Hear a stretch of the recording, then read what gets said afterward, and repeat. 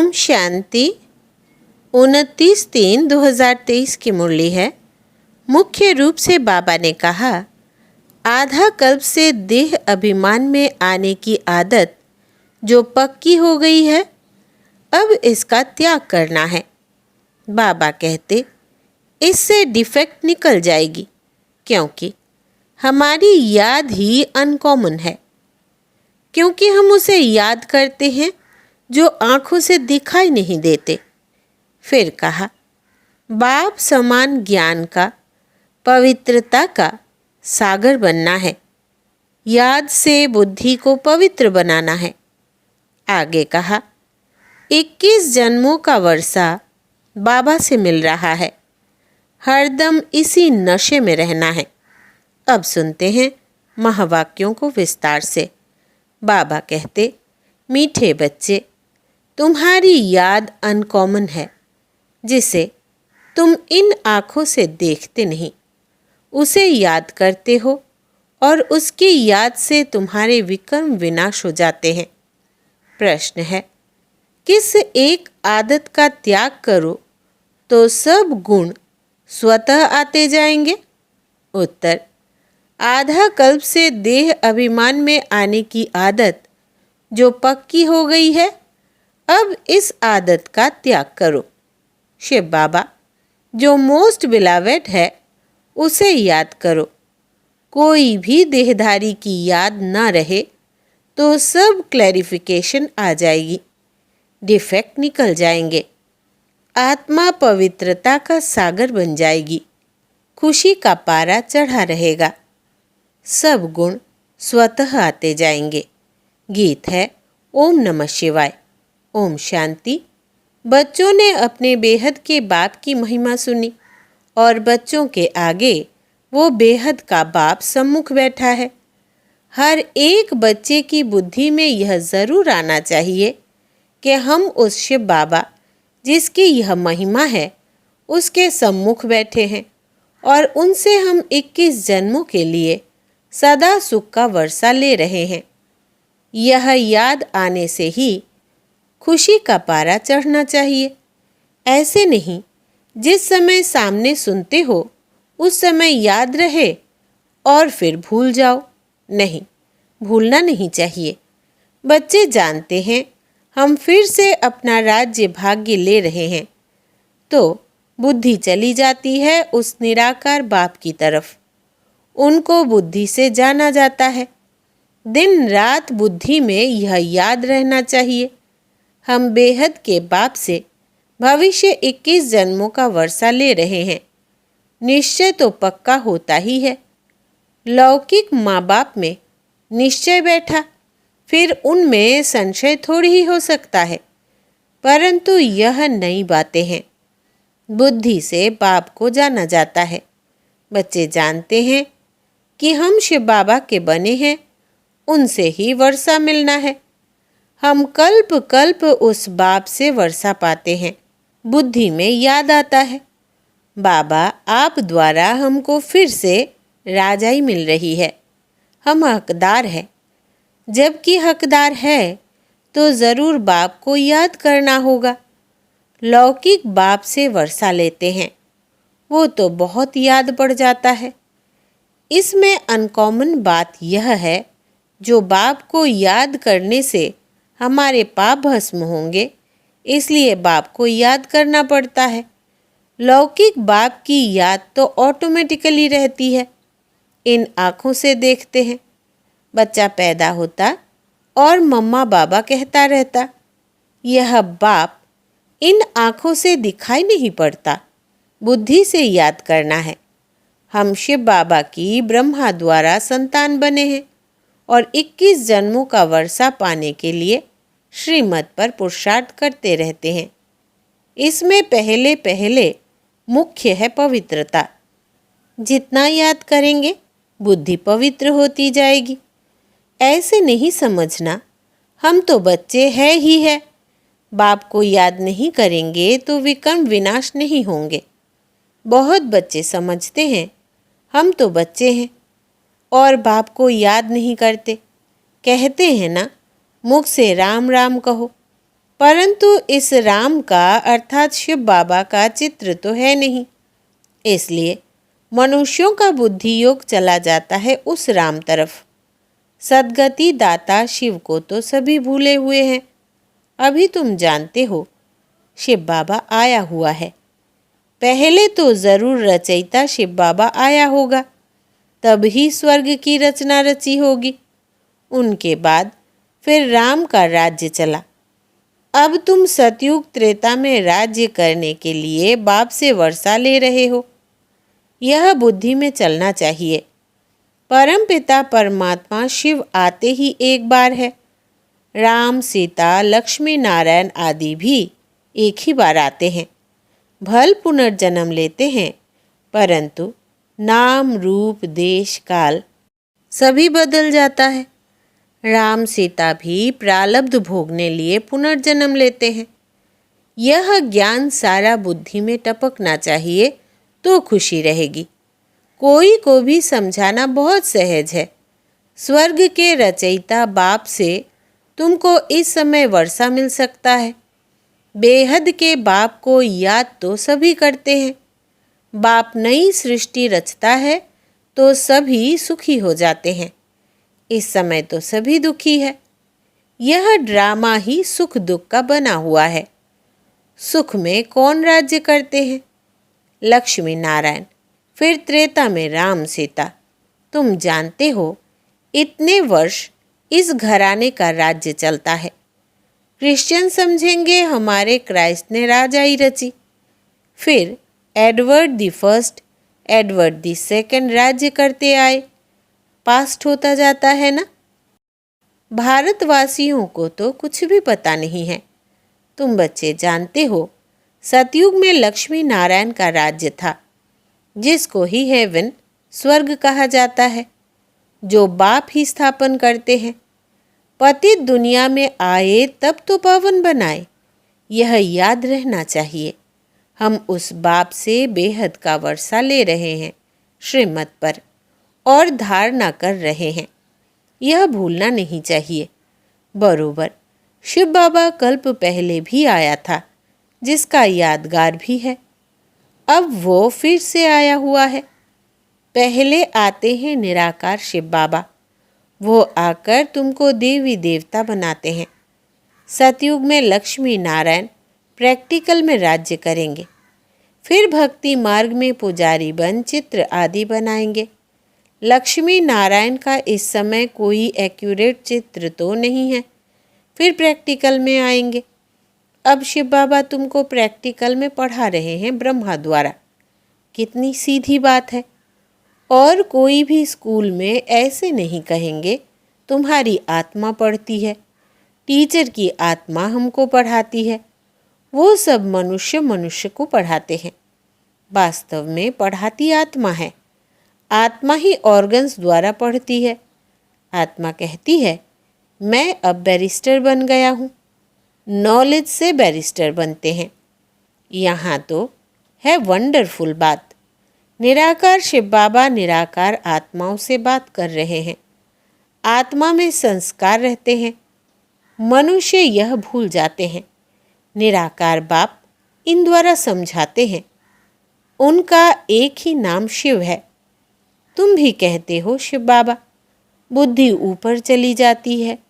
लौकिक बाप को याद करने से शरीर याद आ जाएगा। शिव बाबा का शरीर तो है नहीं। परमात्मा का मंदिर ही निराकारी रूप का है। आकारी देवताएं हैं, साकारी मनुष्य है। वो है ही निराकार शिव। तुम्हारी आत्मा अब नॉलेजफुल बन रही है। बाप कहते हैं मैं निराकार हूँ। मेरे में सृष्टि के आदि मध्य अंत का नॉलेज है। मैं तुमको पढ़ाता हूँ इस मुख द्वारा। तुम भी मेरे समान नॉलेजफुल बन जाओ। यह नॉलेज सिवाय निराकार बाप के कोई दे नहीं सकता। निराकार परमात्मा को ही नॉलेजफुल, ब्लेसफुल, पतित पावन कहा जाता है। बाबा कहते हैं पुरानी दुनिया को बदल नई दुनिया मैं ही बनाता हूँ। जैसे मुझ निराकार में सारे झाड़ की नॉलेज है, वैसे तुम आत्माओं को भी बनाता हूँ। तुम्हारी आत्मा भी ऐसी नॉलेजफुल बनती है। तुमको आप समान बनाता हूँ। इस सृष्टि के आदि मध्य अंत की नॉलेज सुनने से तुम चक्रवर्ती राजा रानी बनेंगे। मनुष्य मनुष्य को देवता बना न सके। बाप है ज्ञान का सागर, पवित्रता का सागर। बच्चों को आप समान बनाते हैं तो सब गुण होने चाहिए। फिर तुम देवता बनेंगे तो क्लैरिफिकेशन बदल जाएगी। बाप की क्लैरिफिकेशन अलग है। बाप ज्ञान का सागर है, तुमको भी बनना है। बाप पवित्रता का सागर है, हम आधा कल्प पवित्र रहते हैं। बाप कहते हैं ड्रामा अनुसार तुम पतित बनते हो, फिर मैं आकर पावन बनाता हूँ 21 जन्म लिए। सिर्फ तुम श्रीमत पर चलो, एक मुझे याद करो, दूसरा ना कोई। मैं तुमको स्वर्ग का मालिक बनाता हूँ। बाप को भूल और कोई की याद में रहेंगे तो डिफेक्टेड हो जाएंगे। शिव बाबा है मोस्ट बेलावेड, सबसे प्यारा बाप है। तुम्हारा नाम भी गाया हुआ है, वंदे मातरम। तुम्हारी आत्मा पवित्र बनती है। तुम पवित्र बन भारत को स्वर्ग बनाते हो, इसलिए तुम्हारा नाम बाला है, शिव शक्ति पांडव सेना। तुम पांडव भी हो क्योंकि परमधाम की यात्रा पर युद्ध के मैदान में खड़े हो, माया पर जीत पाने लिए। बच्चे जानते हैं हमको बाप जैसा मास्टर ज्ञान सागर, पवित्रता का सागर बनना है। देह का अहंकार टूट जाना चाहिए। जन्म जन्मांतर देह धारण की है तो वो आदत पक्की हो गई है। अब इस आदत का त्याग चाहिए। जैसे बाप निराकार है तो देह अभिमान कहाँ से आया? तुमको भी इस पुरानी देह को छोड़ मेरे पास आना है। विनाश होता है तो कुछ कारण होगा ना। बर्थ नॉट ए पेनी चीज़ का ही विनाश होता है। अब तुमको स्वर्ग चलने लायक बनाते हैं। वहाँ सदैव सुख ही सुख है। सुखधाम और शांतिधाम, यह है दुखधाम। अशांत किया है रावण ने, फिर शांति देने वाला है परमपिता परमात्मा। कोई कहते हैं मन की शांति चाहिए। बोलो कैसी शांति चाहिए? यह तो है दुखधाम। क्या तुमको सुखधाम चलना है? बाप को याद करो तो सुखधाम चलेंगे। अशांत करने वाला है रावण माया, जो यहाँ हाजिर है। मुक्ति जीवन मुक्ति में अशांत करने वाला रावण होता नहीं। इसलिए अब चलो अपने घर वापिस। अगर सतयुग में चलना चाहते हो तो चलो। हर एक आत्मा जीवन मुक्ति ज़रूर चाहती है। ऐसे नहीं सब सतयुग में जीवन मुक्ति में चलेंगे। वो तो सिर्फ तुम बच्चे ही जाते हो। बाकी जो आत्माएं ऊपर से आती है वो पहले जीवन मुक्ति में है। माया की परछाया नहीं लगती है।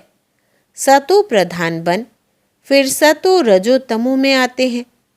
माया के होते हुए भी आत्मा को सुख जरूर भोगना है। दुख नहीं हो सकता क्योंकि पवित्र है ना। फिर अपवित्र होने से दुख पाएंगे। ऐसे नहीं आने से ही दुख पाते हैं।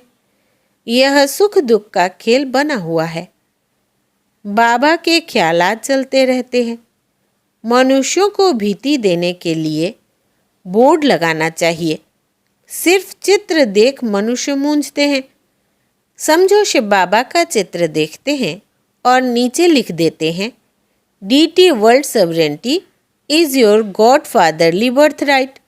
मनुष्य चित्र देख कहेंगे भगवान ऐसा थोड़ी होता है। भगवान का रूप क्या है? फिर भी लिखा हुआ रहता है बहनों और भाइयों, आकर बेहद के बाप से 21 जन्म सदा सुख पाने का पुरुषार्थ करो। वो तो जब कोई सम्मुख आए तब समझाया जाए। निमंत्रण देते हैं। दिन प्रतिदिन बहुत शॉर्ट बनाना होता है। पिछाड़ी में शॉर्ट होता जाएगा। मन मना भव। बाप को याद करो और उनसे वर्षा लो। तो लिखना चाहिए बहनों भाइयों, सतयुग की राजाई 21 जन्मों के लिए बाप से आकर प्राप्त करो, इस होवनहार लड़ाई के पहले। इस लड़ाई से ही स्वर्ग के द्वार खुलते हैं। यह कोई दुनिया नहीं जानती, तुम जानते हो। इस लड़ाई से ही भारत सुख धाम बनेगा। वो कोशिश करते हैं लड़ाई ना लगे। तुम जानते हो इस महाभारी महाभारत लड़ाई से ही महाविनाश होना है। सब आत्माओं को वापिस ज़रूर जाना है, क्योंकि खेल पूरा हुआ। फिर से पाठ बजाने आएंगे, तो युक्ति से लिखना चाहिए। तुम हो रूहानी पंडे, वो है जिस्मानी देहधारी पंडे। तुम अपने को विदेही आत्मा देह से अलग समझते हो। तुम जानते हो बाप हम आत्माओं को ले जाएंगे, तो तुमको लिखना पड़े कि बेहद के बाप से आकर वर्षा लो। निराकार अक्षर ज़रूर लिखना है। तुम जानते हो बाबा आया हुआ है इस कर्म क्षेत्र पर। हम भी वहाँ से आते हैं। सभी आत्माएं जो एक्टर्स है, इम्पेरिसेबल इमर्टल आत्माएं हैं, कब मरती नहीं। यह अच्छी रीति निश्चय हो जाना चाहिए। हम शिव बाबा से अनेक बार वर्षा ले चुके हैं, फिर भी लेंगे। पुरुषार्थ से तुम जानते हो शिव बाबा हमको स्वर्ग का वर्षा दे रहे हैं, तो क्यों नहीं उनसे वर्षा लेते हो। बाप और वर्षे को याद करेंगे तो अंतमति सोगति हो जाएगी। बाकी सिर्फ राम राम कहने से मुक्ति थोड़ी ही हो जाएगी। अखबार में डालते हैं फलाना स्वर्गवासी हुआ। उनसे पूछना चाहिए स्वर्ग किसको कहते हो। यह तो नरक है, तो पुनर्जन्म भी नरक में लेंगे। स्वर्ग है तो पुनर्जन्म भी स्वर्ग में लेंगे।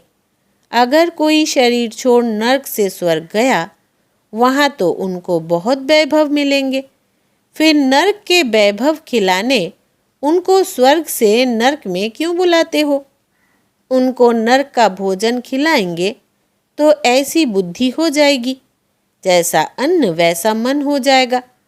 स्वर्ग में तो दूध घी की नदियाँ बहती है, तुम तो घासलेट का खाना खिलाएंगे। श्रीनाथ द्वारे में अच्छे घी का भोग लगता है, क्योंकि वहाँ राधे कृष्ण का चित्र है, तो उन्हों की याद में भोग भी अच्छे अच्छे वैभव बनाकर लगाते हैं। ऐसा भोग और कहाँ नहीं लगता। जगन्नाथ का भी मंदिर है, वहाँ चावल का भोग लगाते हैं, वहाँ वैभव नहीं चढ़ाते। अब तो नरक है तो दुख है, स्वर्ग में तो सुख था। बाप समझाते तो बहुत अच्छा है, परंतु धारणा नंबरवार होती है। यह भी ड्रामा में नूंद है। ड्रामा अनुसार नौकर चाकर भी बनने हैं। 3rd क्लास टिकट भी कोई तो ज़रूर लेंगे ना। फर्स्ट क्लास है सूर्यवंशी राजधानी, 2nd क्लास चंद्रवंशी राजधानी, 3rd क्लास है प्रजा। उनमें भी नंबरवार है। अब जिसको जो टिकट चाहिए वो लेवे। अच्छा, मीठे मीठे सिकिलधे बच्चों प्रति माता पिता बाप दादा का याद प्यार और गुड मॉर्निंग। रूहानी बाप की रूहानी बच्चों को नमस्ते। हम रूहानी बच्चों की रूहानी बाप दादा को याद प्यार, गुड मॉर्निंग और नमस्ते बाबा नमस्ते। धारणा के लिए मुख्य सार। पहला, बाप समान ज्ञान का सागर, पवित्रता का सागर बनना है। विदेही बनने का अभ्यास करना है। दूसरा, बाप की याद से बुद्धि को पवित्र बनाना है। सदा इसी नशे में रहना है कि बेहद के बाप से हम 21 जन्मों का वर्षा ले रहे हैं। वरदान है, न्यारेपन के अभ्यास द्वारा पास विद ऑनर होने वाले ब्रह्मा बाप समान भव। विस्तार है, जैसे ब्रह्मा बाप ने साकार जीवन में कर्मातीत होने के पहले न्यारे और प्यारे रहने के अभ्यास का प्रत्यक्ष अनुभव कराया। सेवा व कोई कर्म छोड़ा नहीं, लेकिन न्यारे होकर सेवा की। यह न्यारापन हर कर्म में सफलता सहज अनुभव कराता है। तो सेवा का विस्तार भल कितना भी बढ़ाओ, लेकिन विस्तार में जाते सार की स्थिति का अभ्यास कम ना हो, तभी डबल लाइट बन कर्मातीत स्थिति को प्राप्त कर डबल ताजधारी ब्रह्मा बाप समान पास विद ऑनर बनेंगे। स्लोगन है, स्वयं को ऐसा शक्ति स्तंभ बनाओ जो अनेकों को नई जीवन बनाने की शक्ति प्राप्त हो। स्वयं को ऐसा शक्ति स्तंभ बनाओ जो अनेकों को नई जीवन बनाने की शक्ति प्राप्त हो। अच्छा, ओम शांति।